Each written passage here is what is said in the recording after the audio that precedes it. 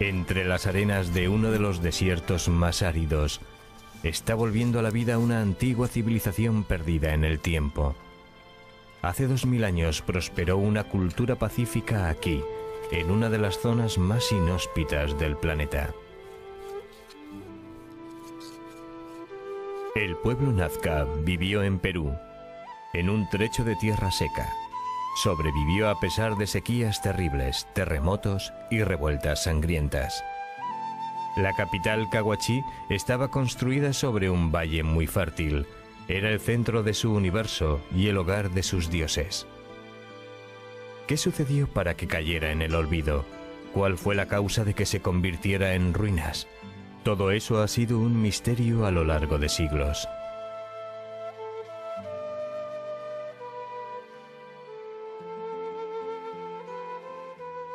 Hoy día, poco a poco, el tremendo trabajo de los arqueólogos está devolviendo a la vida esta antigua civilización.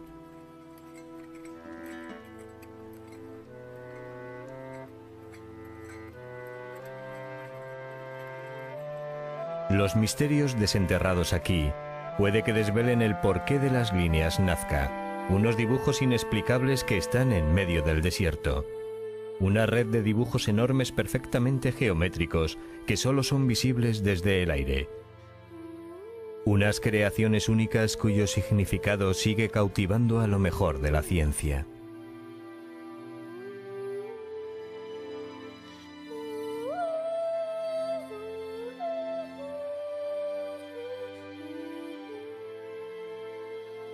Tras 2000 años de silencio, ¿qué es lo que queda de este pueblo misterioso y relegado al olvido? El enigma de los Nazcas.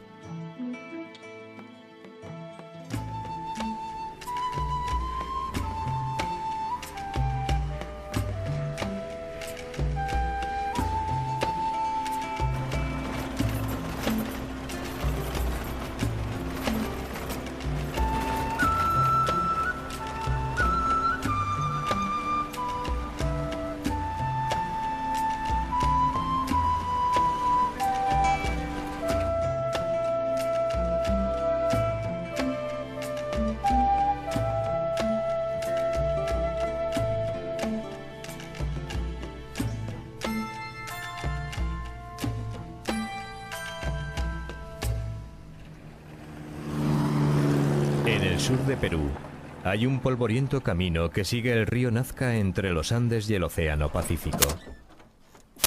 Giuseppe Orefici, director del Centro de Investigación Arqueológica Precolombina de Italia, dirige el proyecto Nazca. Lleva 17 infatigables años explorando los restos de Cahuachi.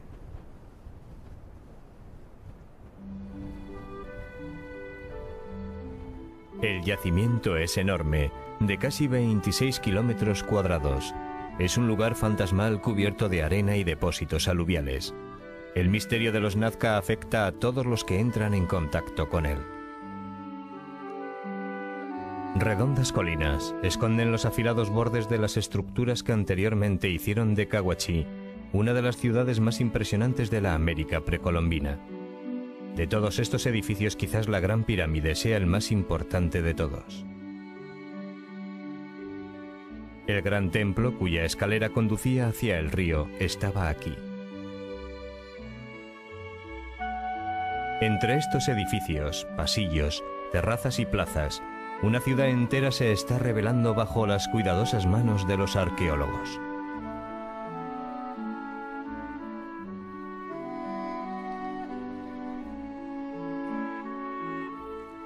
Para Orefici, la tarea es igual de grande que la ciudad en sí. Colosal, pero fascinante e incierta.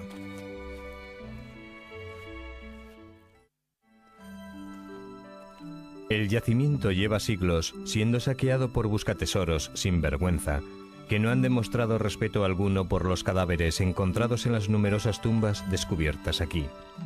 Se han llevado con ellos una gran parte de la historia, dejando que el resto sea blanqueado por el sol.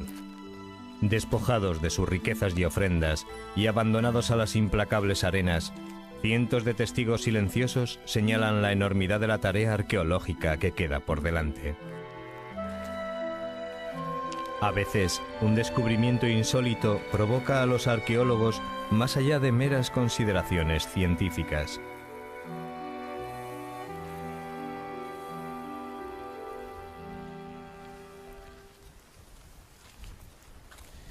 Mira, John. Mira este material. Es lo que queda después que han pasado los vaqueros. Textiles, sogas, otros textiles. Son miles y miles de estos. Todo el material que se queda aquí es material que para nosotros sería muy importante a nivel histórico para una reconstrucción de lo que es el pasado de esta gente. Y todo está destruido. No va a parar el trabajo de los vaqueros. Mira, esta, por ejemplo, es una hunda con varios colores, una hunda ceremonial muy linda, que pero a los vaqueros no interesaba, interesa la cerámica, los textiles buenos, para el coleccionismo internacional sobre todo. Cada día se pierden datos, cada día se pierde una página de historia que no puede ser reconstruida nunca. Pero el sitio es tan grande, tan inmenso, que efectivamente nuestro trabajo es útil para recuperar unos datos todavía y tenemos la esperanza, efectivamente, de podemos seguir trabajando en esta manera, recuperando páginas y páginas de historia de Nazca.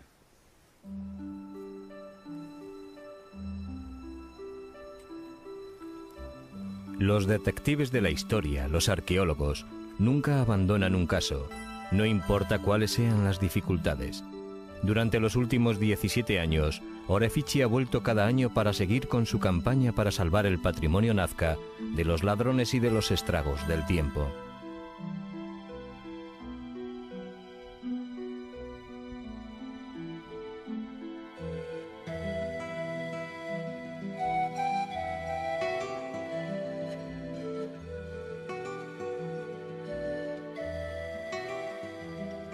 El yacimiento es demasiado extenso como para excavarlo todo a la vez, pero estación tras estación, trozos de historia son reunidos. Este año se ha abierto un nuevo lugar a pocos metros del gran templo. Bajo la corteza arenosa, la antigua ciudad aparece de nuevo.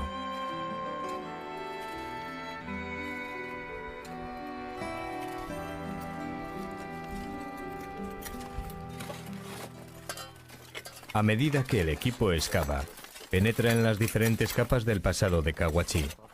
Desde la superficie que se remonta al siglo IV hasta los cimientos de la ciudad, unos metros más abajo y 8 siglos más antiguos. La ciudad fue construida con ladrillos de barro secados al sol. Fue destruida muchas veces por culpa de las inundaciones, los terremotos o por capricho de los sacerdotes que gobernaron aquí. Cada vez Caguachí fue reconstruida sobre sus propias ruinas. Cada renacimiento se celebró con varias ofrendas colocadas en las nuevas construcciones. Así que el mundo de los nazcas sale poco a poco a la luz. Una ciudad inmensa que fue habitada solo por los sacerdotes que veneraban el culto de los dioses. No se ha encontrado aquí ningún rasgo de la actividad cotidiana.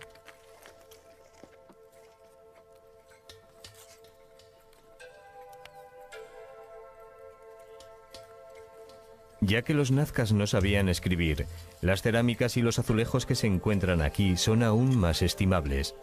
Cada fragmento de cerámica forma parte de un vínculo con el pasado, de una ventana hacia el espíritu nazca. Al final de cada día, el equipo lleva los nuevos objetos encontrados a un laboratorio almacén situado a unos kilómetros del yacimiento.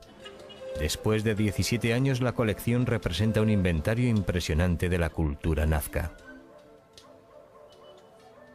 Cada pieza es meticulosamente catalogada y analizada antes de ser colocada en el gigantesco rompecabezas que los investigadores pretenden solucionar.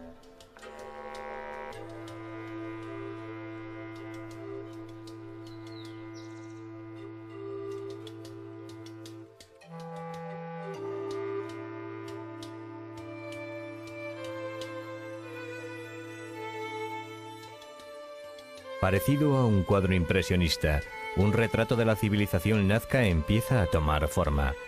No obstante, los detalles siguen cubiertos de misterio. El arte en la cerámica fue exclusivamente para fines religiosos y conforme a un criterio impuesto por los sacerdotes. Las imágenes representaban a los dioses, pero los modelos nunca eran perfectos. En un mundo gobernado por dioses, ¿estaba la perfección reservada solo para ellos?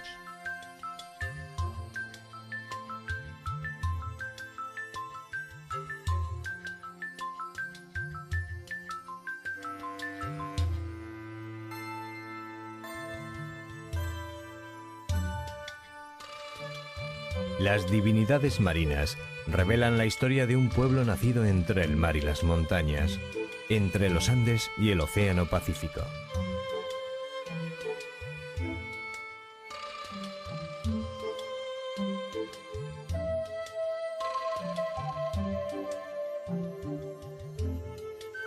Pero muchos dioses distintos reinaron en el panteón de los nazcas.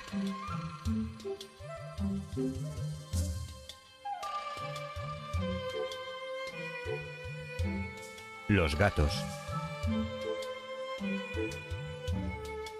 los pájaros, los lagartos y las serpientes. Fueron dioses que colmaron de bendiciones al pueblo por sus bocas o por sus narices. El simbolismo está muy claro con formas serpentinas y lenguas onduladas. Lo que un pueblo del desierto espera de sus dioses es el agua. El río Grande y sus tributarios eran el Nilo de los nazcas. Aparte de las muy escasas lluvias que normalmente traen consecuencias catastróficas, la sequía manda aquí la irrigación es una necesidad. El sistema de irrigación inventado por los nazcas permanece como testimonio de su perspicacia tecnológica. Diseñado con un acceso fácil para limpiarlo, forma parte de un sistema intrincado de canales acuáticos. Los canales y las galerías de filtración llamadas puquíos se utilizaron para canalizar agua subterránea desde los Andes. Inigualada en la América precolombina, esta red sigue irrigando toda la región.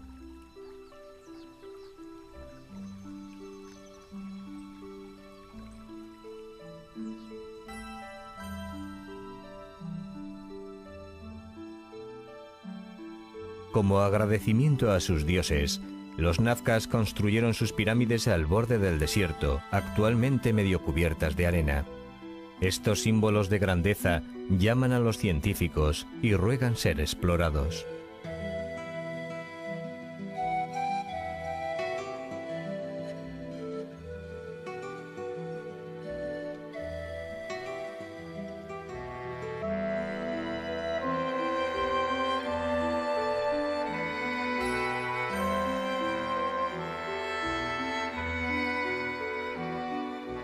En el campamento base, Giuseppe Orefici celebra una reunión semanal con su equipo. El tiempo está cambiando, el equipo tendrá que darse más prisa. Después de un mes de trabajo más o menos, y tenemos que recordarnos sobre todo un hecho muy importante, que en los 17 años de trabajo aquí en Cahuachi nos habíamos conocido más o menos en los 71 sectores abiertos hasta la fecha, menos que el 1% de lo que es Cahuachi. Entonces, hablar de Cahuachi después de 17 años es todavía muy difícil.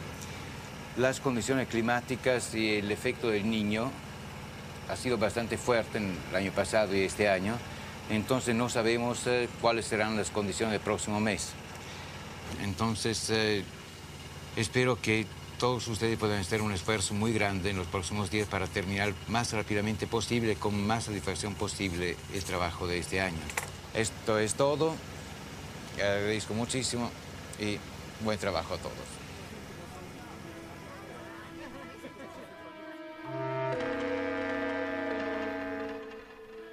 El trabajo progresa adecuadamente.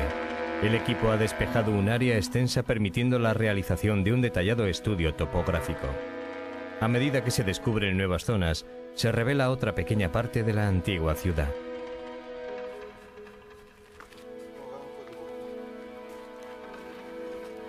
Justo antes del mediodía, el profesor Orefici es urgentemente llamado al yacimiento. En el sector I-16 han abierto un pozo o quizás una tumba. Sorprendentemente parece que está bloqueado con montones de textiles. Cantidad enorme de textiles que hay adentro.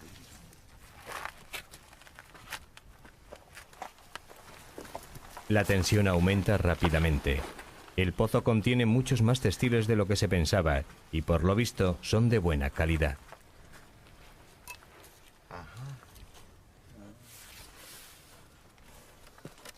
Te lo paso.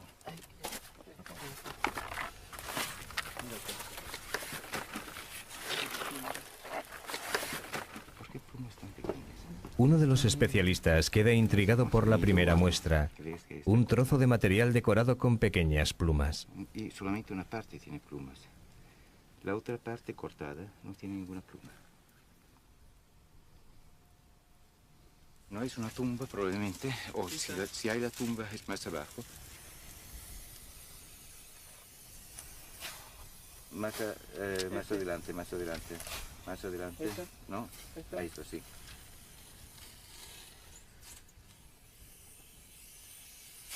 Sí, sí.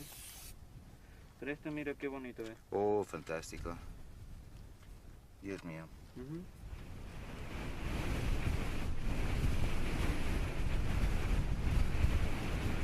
A media tarde el viento empieza a soplar, pero el trabajo debe continuar.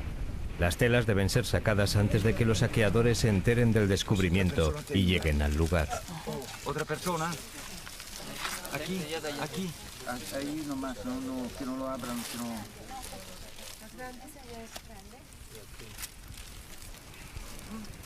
Esto parece, tiene algo dentro. Sí, sí, sí.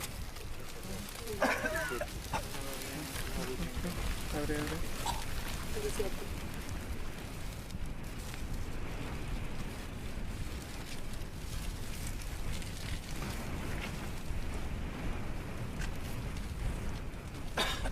Continúa ahora, yo sé que... Nunca he visto. Estamos ahora 28 textiles.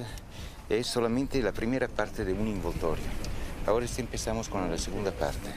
Todos son textiles de muy alto rango, de personajes, y todos con elementos de divinidades y sobre todo con elementos ornitomorfos, quiere decir con aves pintados. Aquella noche, los arqueólogos recuperaron 63 montones de textiles. Es la primera vez que se han encontrado telas pintadas aquí. Hay muchas preguntas sin respuestas. Parece que los textiles son de épocas distintas. Algunos son mucho más antiguos que otros. ¿Por qué se enterraron juntos materiales de periodos diferentes? Su análisis costará muchos meses de duro trabajo. Hay que buscar de salvar todas las informaciones de este textil. Muchas partes están completamente quemadas por la presencia de material orgánico adentro y sobre todo por la humedad que ha sufrido el textil.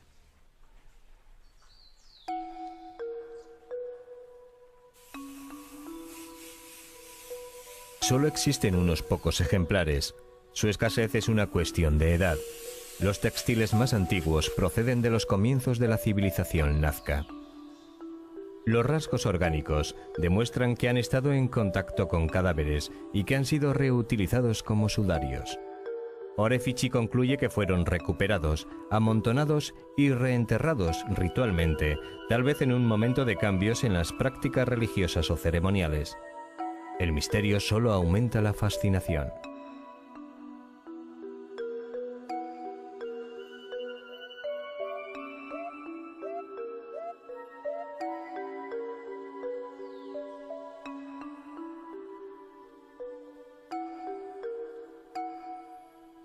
Ahora estos textiles serán añadidos a la colección del Museo del Laboratorio.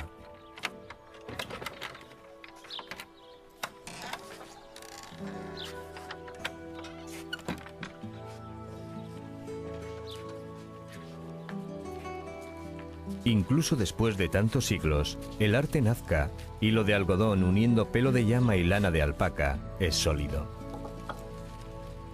La variedad de colores es inusual y el bordado brilla bajo el sol peruano como si hubiese sido hecho ayer. Esta chaqueta de algodón y lana, decorada con un gato volador y una variedad de figuras religiosas, podría haber formado parte del esplendor de las ceremonias de Caguachí de hace más de 2000 años.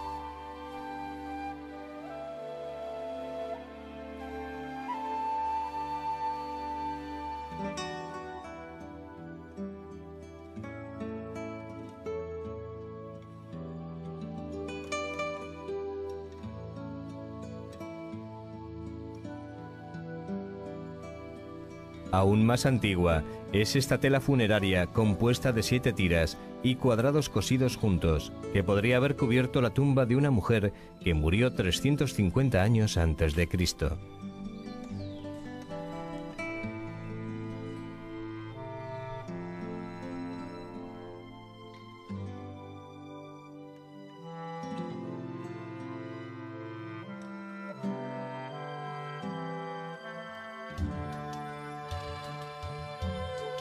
Cosidos con espinas de cactus, estos colibríes tridimensionales decoraban el reborde de un abrigo ceremonial. Los colores fueron obtenidos con pigmentos vegetales, animales y de insectos como orugas aplastadas y fijadas con orina humana. Este traje ceremonial es una de las joyas de la colección. En la parte central hay una serie de divinidades nazcas. A su alrededor hay una procesión de más de 500 figuras en miniatura, cada una diferente hasta en la expresión de la cara. Llevan flautas, maracas o abanicos. Casi se puede sentir que vuelven a la vida con sus caras pintadas y sus ricos trajes, bailando y cantando ante los dioses.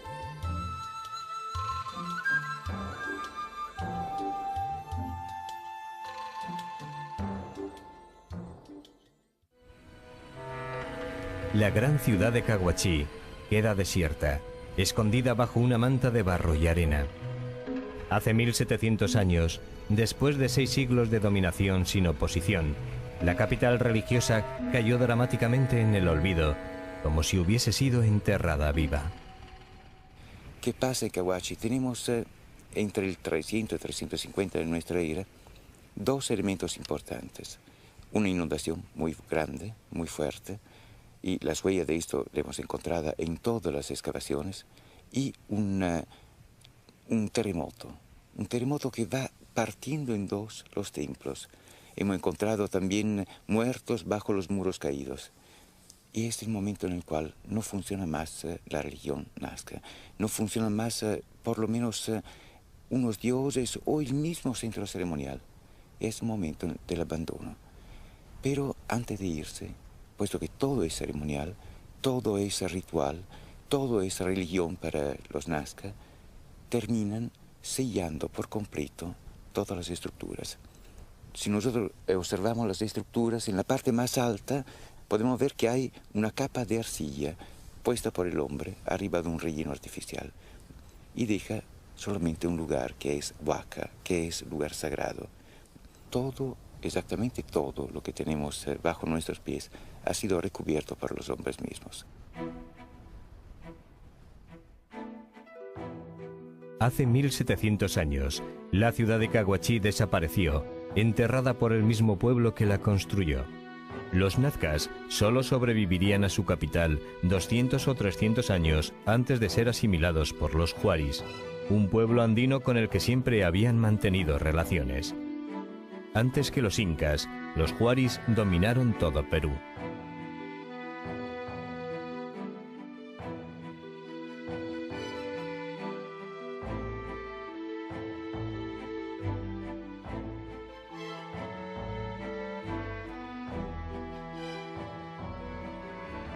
La caída de Caguachí ocasionó un descenso de sus dioses y la supresión del poder sacerdotal.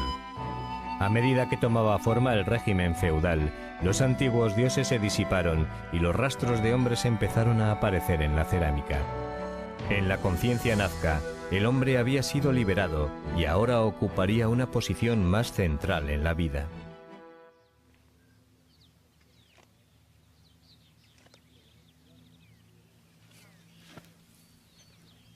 El viento se ha calmado sobre el yacimiento y las excavaciones empiezan de nuevo. En una capa intermedia entre las 2 fases de la historia de Caguachí, Los arqueólogos han desenterrado la momia de una llama joven. El animal fue sacrificado.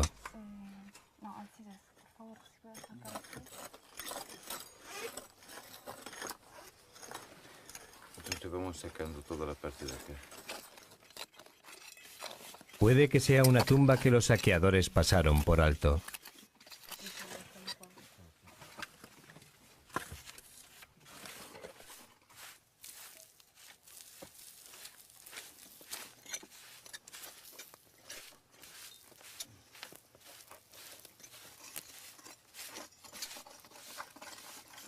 Más tarde, una colección de cerámicas llega a la superficie, indicando la presencia de tumbas. Estas cerámicas fueron utilizadas para tapar las fosas donde los muertos fueron enterrados.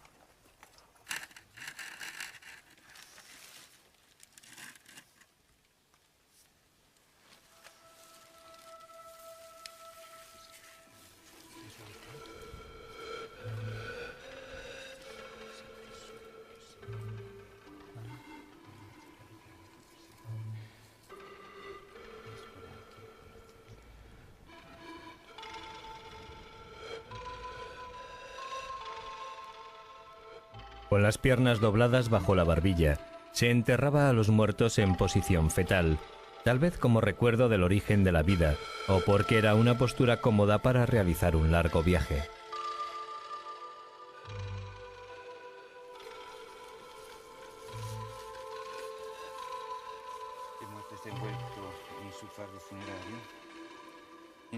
Una segunda tumba revela una momia todavía cubierta con su sudario. Los arqueólogos intentan quitárselo, pero 15 siglos de inmovilizada espera hacen la maniobra bastante arriesgada.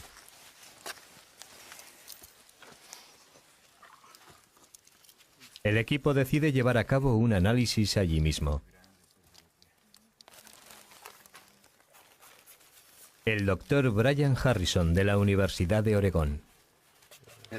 Es claramente el esqueleto de una joven. Se sabe por la forma de la pelvis. Es una adulta, pero no es muy mayor porque no he visto señales de artritis en las articulaciones. La conservación del material es excelente. Es un yacimiento fantástico. El cabello está en perfecto estado. Podemos conseguir mucha información sobre la población que vivió aquí hace 1000 años. Una manera de saber si tenía buena salud es examinar sus dientes. No tiene líneas, el esmalte es muy fuerte, así que probablemente fuese una joven de entre 20 y 25 años. Sabemos que la gente era de estatura bastante pequeña, con pelo largo y negro y probablemente musculosos, al tener que trabajar muy duramente. También las evidencias de los esqueletos, sobre todo las de las muelas, nos dicen que era un pueblo sano. No hay rastros de traumas, con lo cual no hubo guerra aquí.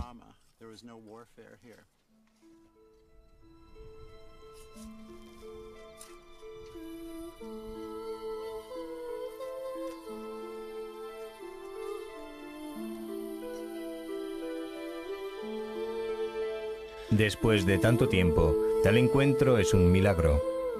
El cadáver fue enterrado sin preparación particular alguna. Solo la momificación natural podría haber conservado el cuerpo de esta manera. La arena de la región es rica en sales y nitratos y tiene poca humedad.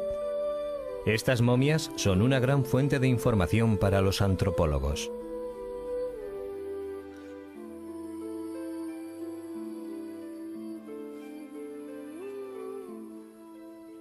Hasta ahora, el profesor Andrea Drusini de la Universidad de Padua ha conseguido estudiar 550 ejemplares individuales. Al igual que en cada pueblo, hemos encontrado evidencias de varias enfermedades: anemia, desnutrición, enfermedades infantiles y enfermedades contagiosas.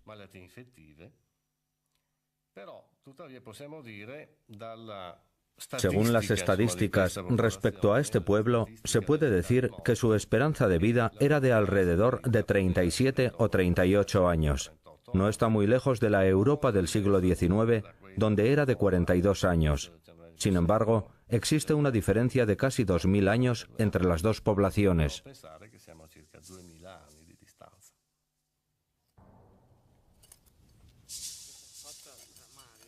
Poco tiempo después de comenzar las excavaciones de nuevo, aparece otro cadáver. A diferencia de los demás, este está tumbado en posición horizontal.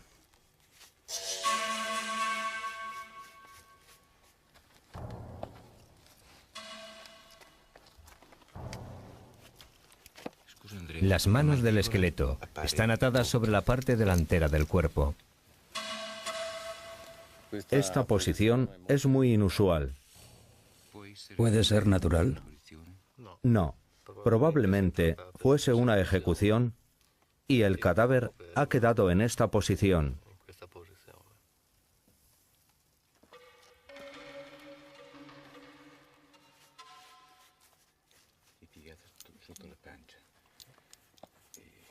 Es muy extraño.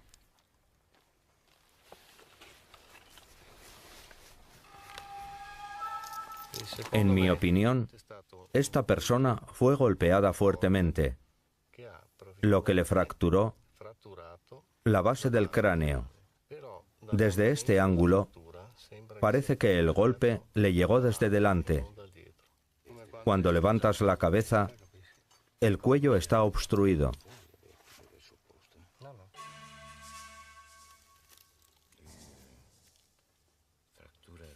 Es una fractura grande. En mi opinión, Giuseppe, fue un golpe por la parte delantera. Un golpe aquí, que hizo pedazos completamente la zona nasal. Incluyendo la mandíbula. Le destrozó totalmente la cara.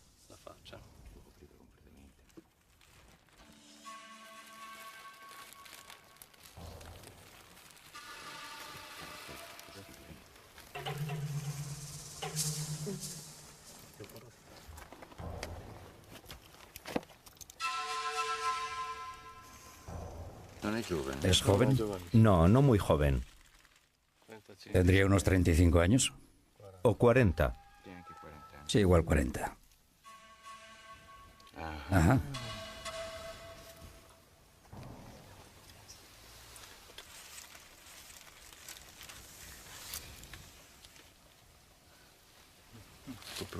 Hay coprolito. Coprolito en la boca.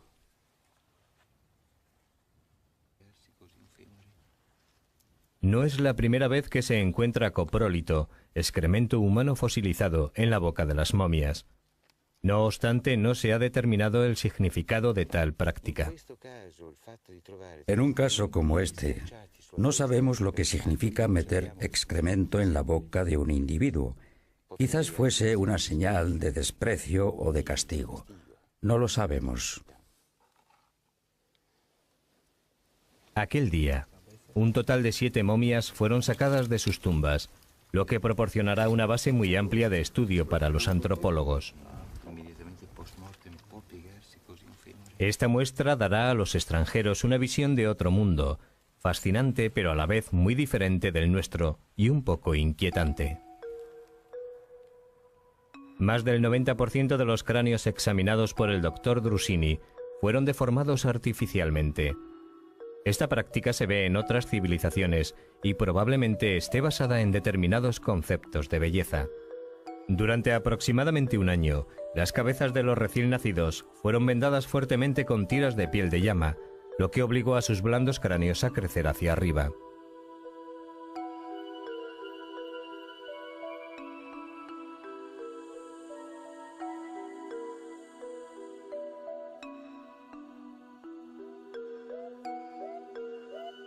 A poca distancia, en el laboratorio, hay cráneos con agujeros en la frente. Un auténtico desafío para nuestra imaginación. Estos son cráneos de varones, pero también se han encontrado algunos de mujeres y niños con las mismas deformaciones, lo que sugiere que no fue un ritual de guerra. Una cuerda pasada por el agujero y sujeta por dentro con un palo les habría permitido llevar o colgar los cráneos, tal vez como ofrenda de sacrificio, trofeo o símbolo de poder. A veces, la boca está cosida con una aguja de madera o la espina de un cactus.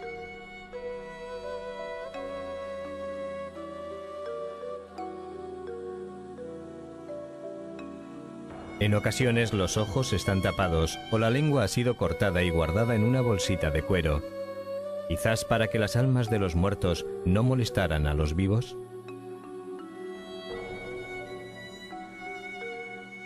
Toda la iconografía ilustra la importancia de estas prácticas de una civilización ni más ni menos bárbara que cualquier otra de la misma época.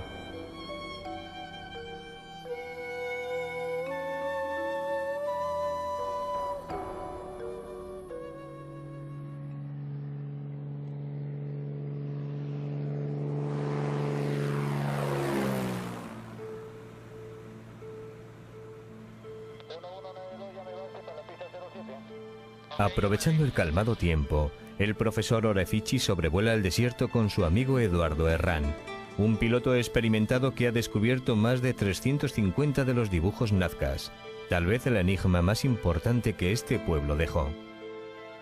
Estas gigantescas líneas y figuras colosales, dibujadas en el paisaje lunar de las pampas desiertas, se extienden a lo largo de casi 520 kilómetros cuadrados y son solo completamente visibles desde el aire.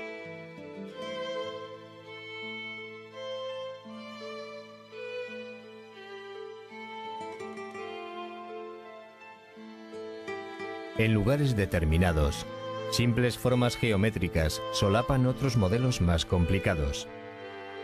Eso se debe a que fueron hechos durante un periodo de 1000 años y los artistas simplemente dibujaron nuevos diseños sobre los antiguos. Para establecer la cronología, los especialistas comparan los modelos con la iconografía de las cerámicas y azulejos.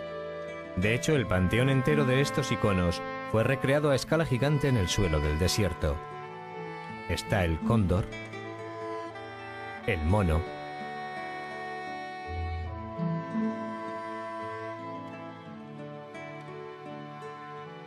el colibrí,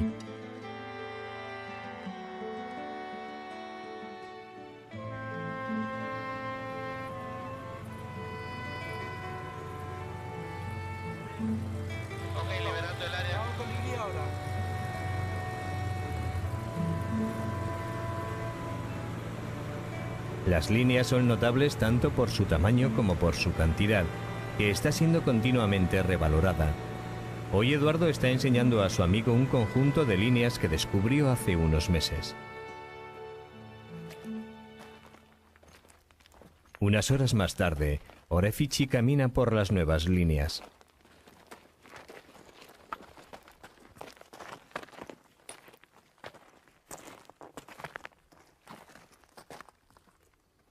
Después de 2000 años de soledad, parece que las líneas están intactas, pero curiosamente solo se quitó la primera capa de tierra.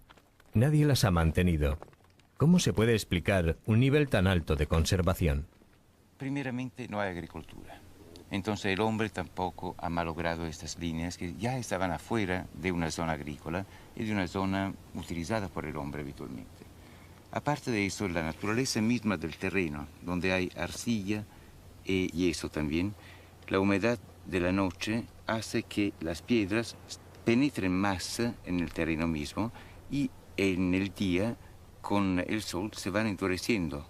Entonces se fijan siempre más al terreno mismo. El viento es constante, pero no puede mover piedras de tamaño muy grande. Por eso se pueden ver los geoglifos después de 2000 años.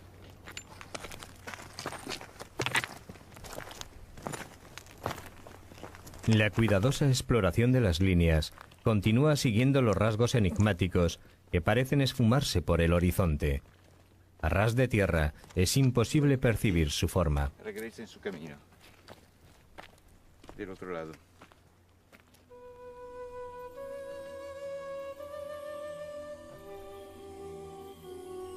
Cuando fueron creadas, el hombre todavía no se había lanzado al aire. ¿Para quién dibujaron los nazcas estas líneas?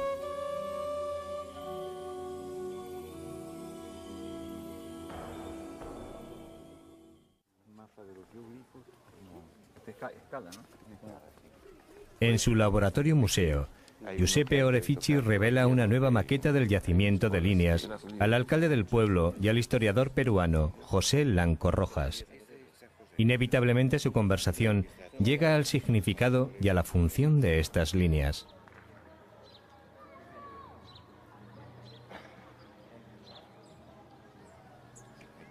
la americana, el lagarto, el guarango, las manos. Aquí hay los otros. Esto se ve bastante bien. La mayoría de los dibujos fueron realizados en una línea continua. ¿Podría significar algo? Primero, ¿cómo llevaron a cabo los nazcas estos gigantescos diseños en una línea continua sin la ayuda de la perspectiva?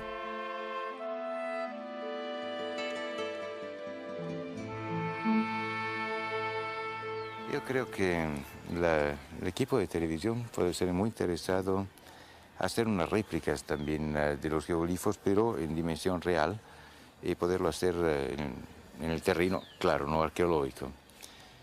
¿Tú qué piensas? Yo tengo una idea. ¿Tienes una idea? Sí. La idea del profesor Lanco es muy sencilla. Con unos ayudantes y algunas herramientas básicas, el historiador propone dibujar a escala natural un dibujo anteriormente hecho en papel.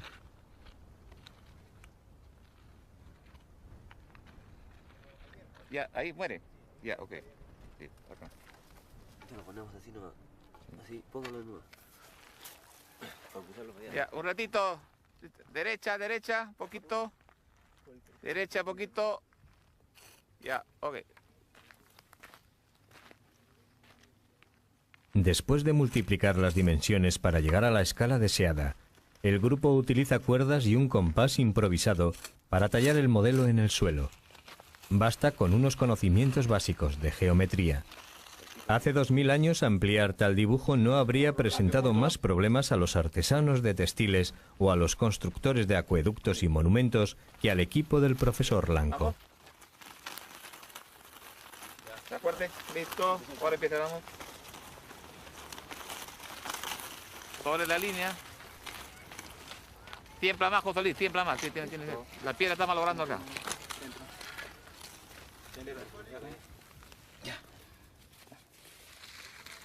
Para el profesor Lanco, el problema no es una cuestión de dibujar el modelo en el desierto, sino de comprender el misterio de por qué lo hicieron. Esta gente construyeron los geoglifos.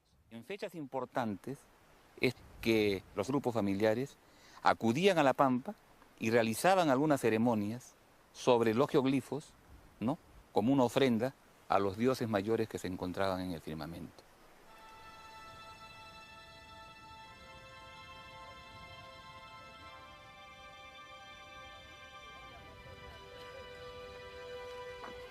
Según el profesor Lanco, que ahora moviliza a sus tropas, las líneas proporcionaban una especie de camino que los humanos seguían durante importantes ceremonias.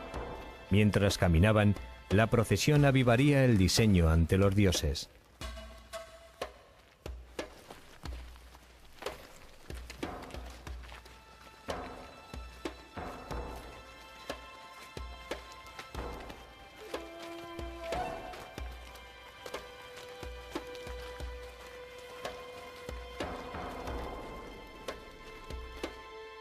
Las líneas se convertían en iconos vivos, permitiendo que los nazcas celebraran a gran escala la unión de su pueblo con los dioses.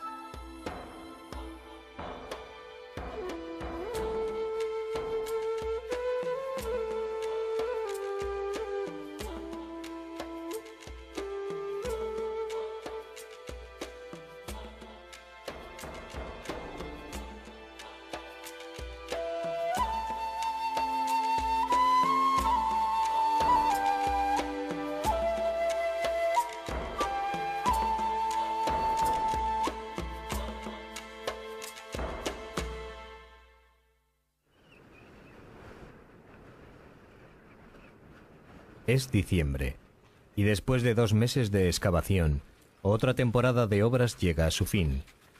2 meses de trabajo para unos pocos trozos más rescatados del desierto y colocados en el rompecabezas de Cahuachi. Expuestas al severo viento y al ardiente sol, las descubiertas ruinas de esta frágil ciudad empiezan a desmenuzarse y las leyes peruanas exigen que Cahuachi sea enterrada de nuevo. La parte de abajo. y después la parte de arriba más tarde.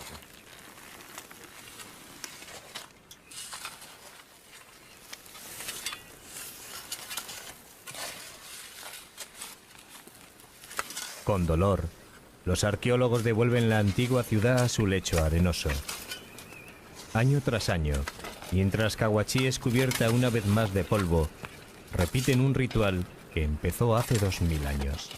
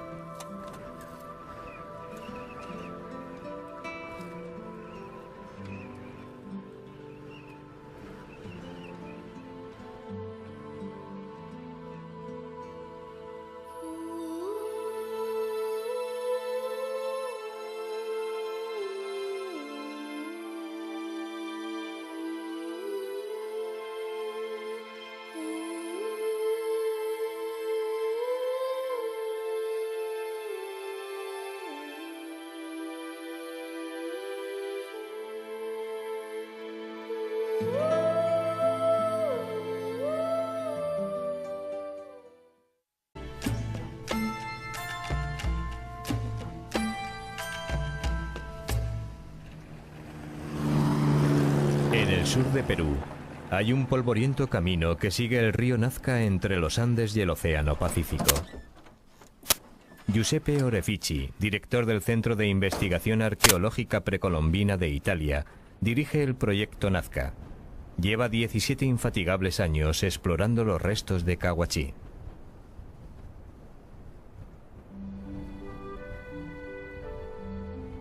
El yacimiento es enorme, de casi 26 kilómetros cuadrados. Es un lugar fantasmal cubierto de arena y depósitos aluviales. El misterio de los Nazca afecta a todos los que entran en contacto con él. Redondas colinas esconden los afilados bordes de las estructuras que anteriormente hicieron de Cahuachí una de las ciudades más impresionantes de la América precolombina. De todos estos edificios, quizás la Gran Pirámide sea el más importante de todos. El gran templo, cuya escalera conducía hacia el río, estaba aquí. Entre estos edificios, pasillos, terrazas y plazas, una ciudad entera se está revelando bajo las cuidadosas manos. Miles de estos. Todo el material que se queda aquí es material que para nosotros sería muy importante a nivel histórico para una reconstrucción de lo que es el pasado de esta gente. Y todo está destruido. No va a parar el trabajo de los vaqueros. Mira, esta por ejemplo es una hunda con varios colores, una hunda ceremonial muy linda, que pero a los vaqueros no interesa la cerámica, los textiles buenos, para el coleccionismo internacional sobre todo. Cada día se pierden datos, cada día se pierde una página de historia que no puede ser reconstruida nunca. Pero el sitio es tan grande, tan inmenso, que efectivamente nuestro trabajo es útil para recuperar unos datos todavía y tenemos la esperanza, efectivamente, de podemos seguir trabajando en esta manera, recuperando páginas y páginas de historia de Nazca.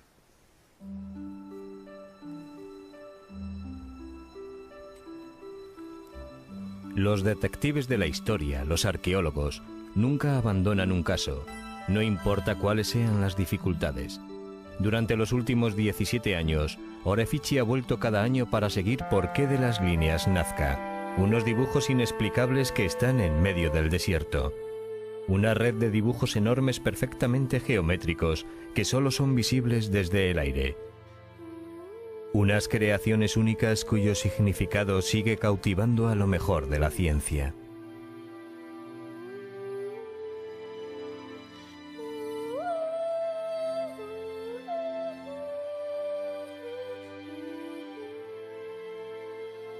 Tras 2000 años de silencio, ¿qué es lo que queda de este pueblo misterioso y relegado al olvido? El enigma de los Nazcas.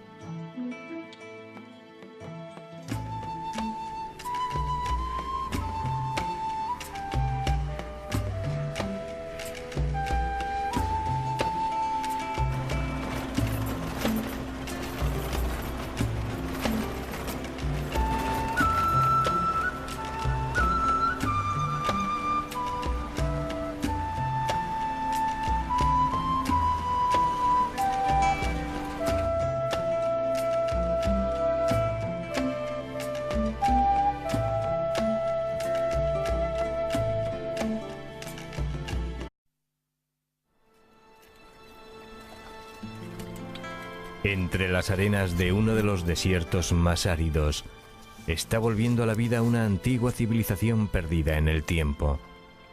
Hace 2000 años prosperó una cultura pacífica aquí, en una de las zonas más inhóspitas del planeta.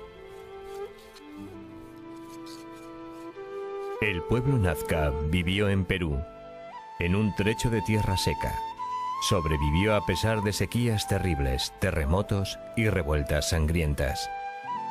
La capital, Cahuachi, estaba construida sobre un valle muy fértil. Era el centro de su universo y el hogar de sus dioses. ¿Qué sucedió para que cayera en el olvido? ¿Cuál fue la causa de que se convirtiera en ruinas? Todo eso ha sido un misterio a lo largo de siglos.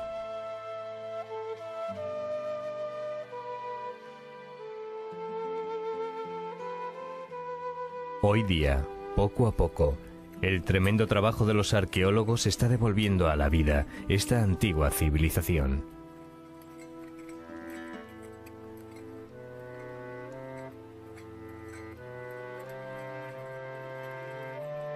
Los misterios desenterrados aquí puede que desvelen el nos de los arqueólogos.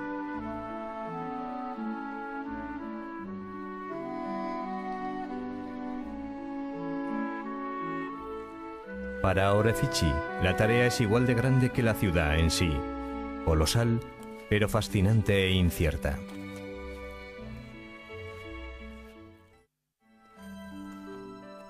El yacimiento lleva siglos siendo saqueado por buscatesoros sin vergüenza, que no han demostrado respeto alguno por los cadáveres encontrados en las numerosas tumbas descubiertas aquí.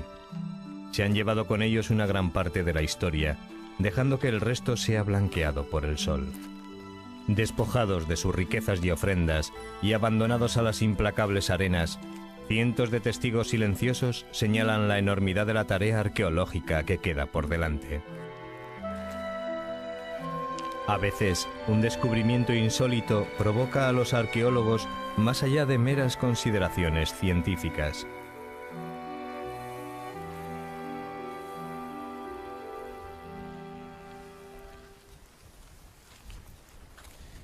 Mira, John, mira este material, lo que queda después que han pasado los vaqueros. Textiles, sogas, otros textiles, son miles.